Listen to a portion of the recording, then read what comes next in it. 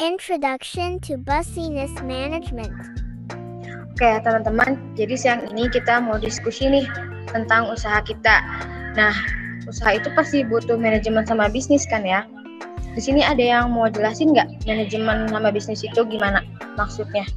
Soalnya kita di sini belum ada yang ngerti nih. Aku deh mau jelasin apa itu manajemen dan bisnis. Boleh. Jadi manajemen itu proses mengatur sesuatu yang dilakukan sekelompok atau organisasi untuk mencapai tujuan. Nah, apa sih tujuannya itu? Tujuannya itu untuk mendapat keuntungan. Nah, untuk mencapai tujuan harus ada apa aja sih? Harus ada visi misi atau rencananya, ada organisasi, ada susunan, dan ada pengarahan dan pengendalian. Terus siapa aja sih yang butuh manajemen?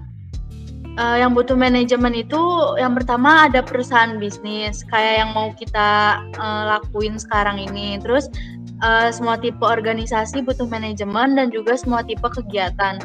Kenapa sih dibutuhin manajemen? Yang pertama untuk mencapai tujuan. Yang kedua untuk menjaga keseimbangan antara tujuan yang saling bertentangan. Yang terakhir untuk mencapai efisiensi dan efektivitas.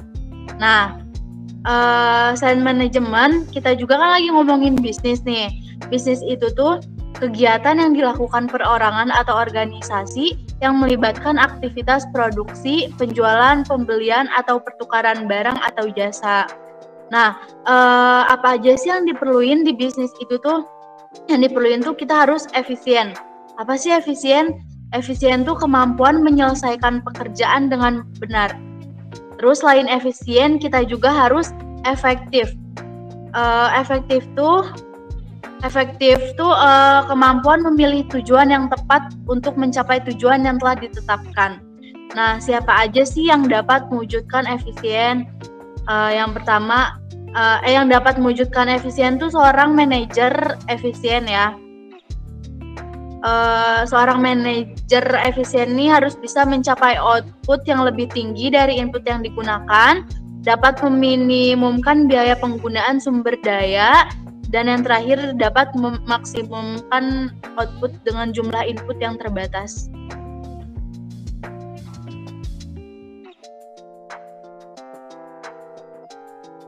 Terus rencana selanjutnya apa sih setelah kita tahu manajemen dan bisnis itu kita harus ngapain lagi? Oke, jadi yang setahu aku planning itu atau rencana itu apa yang harus kita lakukan, mana, kapan, bagaimana, oleh siapa. Terus di planning tuh ada 4 tahap. Yang pertama netepin tujuan. Jadi tujuan kita bikin usaha tuh mau apa sih? Kita bikin usaha itu sasarannya siapa sih? Terus yang kedua itu ada rumusin keadaan. Terus yang ketiga ada identifikasi segala kekuatan atau kelemahan. Jadi sebelum kita bikin rencana, kita harus tahu rencana kita itu kekuatannya apa sih? Terus kira-kira ada kekurangannya apa juga sih? Terus yang keempat tuh ada rencana untuk mencapai tujuan. Kita tuh harus ngembangin rencana kita, jadi kita harus punya plan A atau plan B. Terus ada pengorganisasian nih. Jadi maksudnya kita dalam rencana itu kita harus bikin struktur organisasi dulu nih. Siapa yang jadi pemimpin, siapa yang jadi sesi ini atau sesi ini, divisi ini. Terus ada personalia. Nah, personalia ini tuh orang yang ngurus nanti kita kalau rekrut karyawan nih. Nanti kita harus bagaimana dulu. Yang pertama misalnya ada lamaran. Nah, kita lamarannya dikirimnya ke siapa? Terus bisa juga kita dapat karyawan dari kantor atau sekolah-sekolah yang kerjasama sama kita.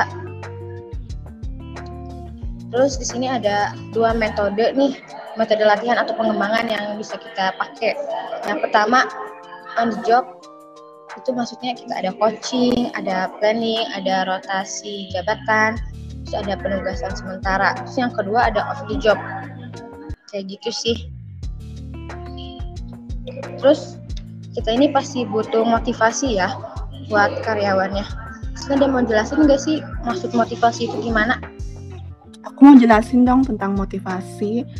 Jadi tuh motivasi tuh adalah pengertian dari pribadi seseorang yang menjadi dorongan untuk melakukan kegiatan tertentu untuk mencapai suatu tujuan. Komunikasi juga penting dalam memotivasi seseorang ya, karena komunikasi adalah proses multifungsi dalam manajemen perencanaan, pengorganisasian, pengarahan, dan pengawasan agar dapat dicapai. Komunikasi juga memberikan informasi untuk memberikan pengertian dan gagasan atau informasi kepada orang lain melalui pengiriman berita agar dapat menghubungkan suatu organisasi yang berbeda dan bidang yang berbeda. Lalu memotivasi juga harus seorang manajer juga harus memiliki sikap pemimpinan yang dapat mempengaruhi proses suatu transaksi sosial dengan metode kekuatan fisik, penggunaan sanksi atau usaha dan karisma. Nah, terus apakah motivasi itu penting untuk karyawan?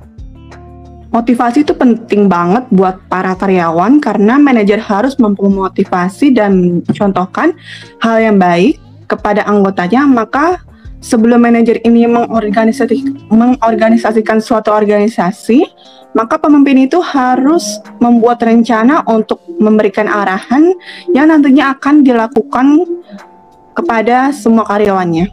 Apakah cukup jelas? Jelas kok, jelas. Udah cukup jelas sih. Oke. Lalu gimana sih manajemen strategi itu?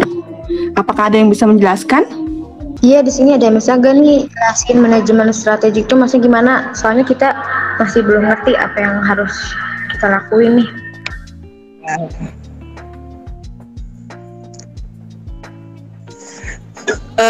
Jadi kenapa sih di manajemen itu harus punya strategi? Jadi manajemen strategik ini tuh maksudnya si organisasi ini tuh menetapkan tujuan yang bakal nentuin bentuk sosok strateginya gitu.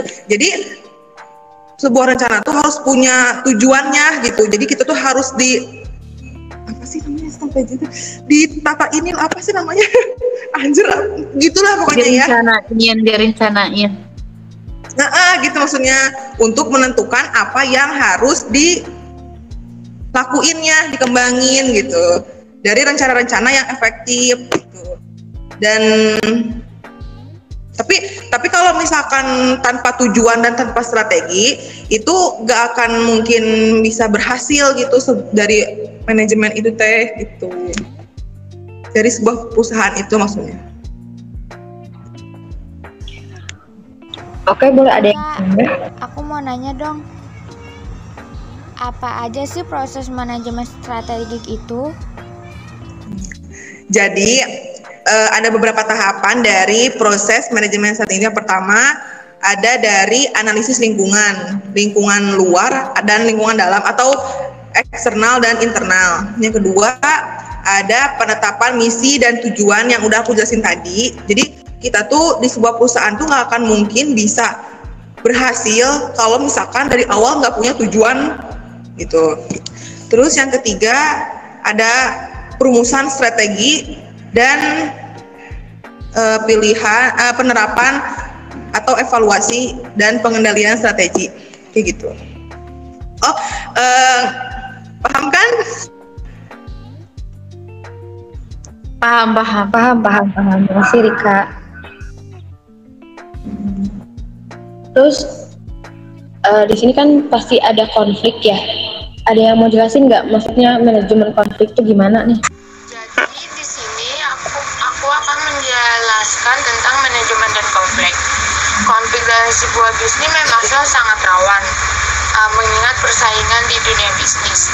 Tetapi konflik ini bisa diatasi atau dihindari.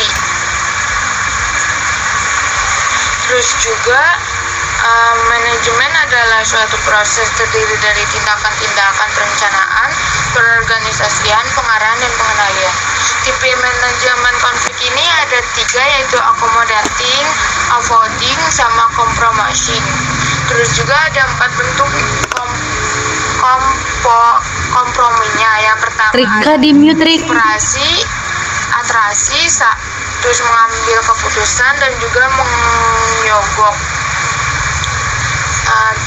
Terus juga strateginya itu ada 8. Strateginya itu ada 5, yaitu pengenalan, diagnosa, menyepakati solusi, pelaksanaan, dan evaluasi. Ada yang mau nanya gak nih atau yang masih belum ngerti sama manajemen konflik itu?